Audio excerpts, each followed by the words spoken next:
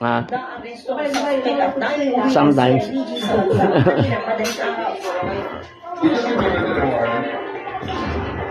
What is one that's actually several warrants? That's Maayaw na yung mga Indonesian band o popular sa Oo. Punta ko kay Davis to. Punta ko kay Ganso. scamming, duping several persons of large amounts of money since last year pa. Last year pa ito ng mga warrants at naabutan natin siya sa Indonesia na. With the help of the Indonesian police, we were able to arrest him and have him extradited.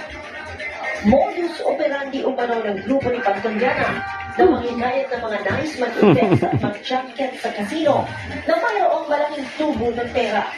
Sa una, ibibigay ang pangakong malaking tubo upang mahikayat pa ang mga biktima na maglagak ng mas malaking halaga. Ang sinasabi ng ating mga Done? yung mga scammers Finish?